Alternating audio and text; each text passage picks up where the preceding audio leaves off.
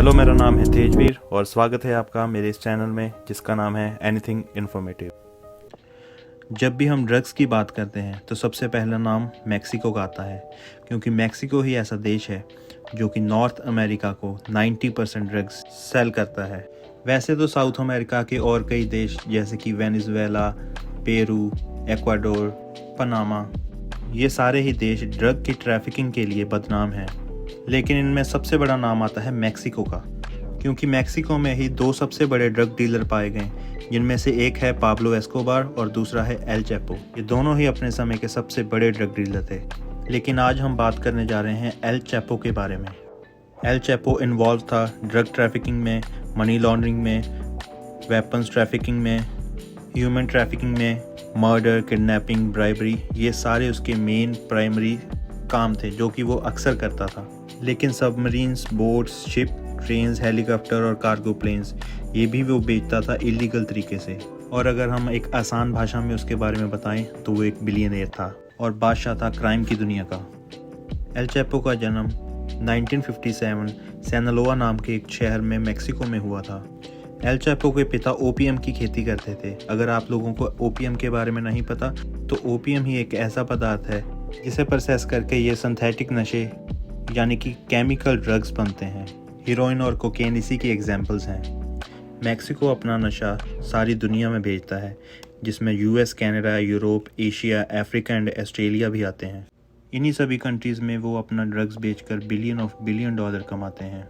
वैसे तो L Chapo के पिता पहले से ही ओपीएम की खेती करते थे, लेकिन जब एल चैपो बड़ा हुआ तो उसने इस धंधे को और बड़ा किया। उसने लुइस हेक्टर पाल्मा सालाज़ार के ग्रुप को ज्वाइन किया। यहाँ से उसने ड्रग को बेचना, खरीदना, ट्रांसपोर्ट करना शुरू किया। लेकिन कुछ समय के बाद ही सालाज़ार की मौत हो गई। उसकी मौत के बाद एल चैपो ने अपना गैंग शुरू किया, जिसका कि उसने नाम रखा सिनालोआ कार्टेल।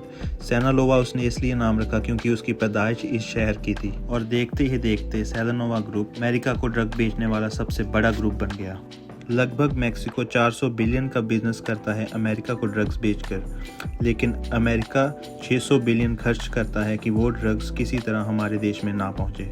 ड्रग्स को बेचने से मुश्किल काम ये है कि ड्रग्स को एक जगह से दूसरी जगह तक पहुंचाना, और ये काम तो एल चैपो ने बखूबी किया। उसने अपने ड्रग्स को पहुंचाने के लिए इतना बड़ा सुरंगों का जाल बिछा दिया कि ये काम उसके लिए बहुत ही आसान बन गया। उसने सुरंगों का ऐसा जाल बिछा दिया कि वो सीधा मैक्सिको से अमेरिका बड़ी आसानी से अपना ड्रग पहुंचा देता था।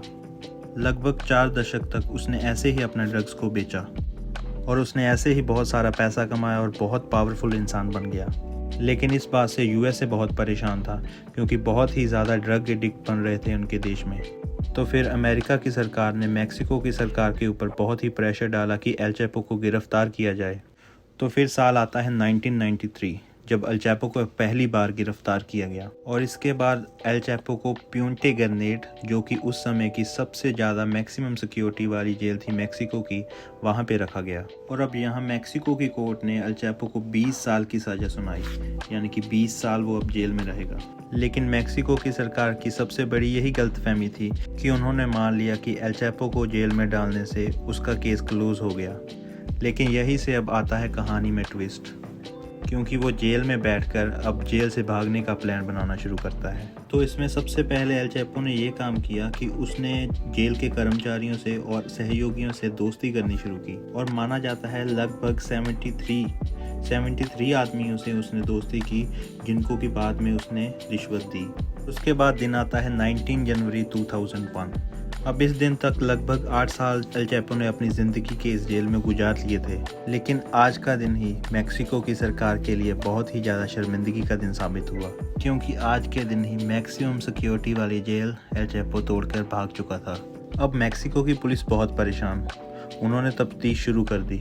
अब जल्दी ही सारी कहानी उनके सामने थी कि इन 8 सालों में एल चैपो ने ये समझ लिया था जेल के स्टाफ के और जेल के कैदियों के कपड़े धोने के लिए बाहर जाते हैं। लेकिन ये कपड़े कब जाते हैं, इन कपड़ों को इकट्ठा कौन करता है, और कपड़ों को भेजने का टाइम क्या है, ये बातें पता करने के लिए तकरीबन उसे $2.5 मिलियन रिश्वत अलग अलग लोगों को देनी पड़ी। यही रोल आता है वो 73 लोगों का, जिसको उन्होंने $2.5 मिलियन दे के खरीदा था। और उस दिन हुआ कुछ यूँ कि जो पुलिस वाला बिका हुआ था वो पहुंचता है एल चैपो के सेल में और उससे गंदे कपड़े लेने के बाद उसके जेल का दरवाज़ा खुला छोड़ जाता है। और मौका पाते ही एल चैपो अपनी जेल से निकलकर गंदे कपड़ों वाली ट्रॉली में बैठ जाता है, जो कि उनका पहले से ही प्लान बना हुआ था। इसके बाद वो पुलिस वाला दूसरों के कपड़े लेता है और ट्रॉली को ट्रक के पास छोड़ जाता है। अब यहाँ से रोल शुरू होता है दूसरे आदमी का, जिसने कि कपड़ों को ट्रक में लोड करना था। उसने भी बड़ी चालाकी से एल चैपो को अपने ट्रक के कपड़ों के साथ बिठाया और ले गया। कुछ ही समय के बाद कुछ दूर जाके ट्रक रुकता है और यहाँ पे आता है तीसरा आदमी, जो कि अपनी गाड़ी लेकर आता है। क्योंकि ट्रक वाला पुलिस वाला भी बिका हुआ था तो बड़े आराम से एल चैपो उस ट्रक से उतर के एक नई गाड़ी में बैठकर फरार हो जाता है। और ये था एल चैपो का पहला जेल ब्रेक, जिसमें कि उसने तकरीबन $2.5 मिलियन खर्च के अपने आप को जेल की कैद से आज़ाद किया।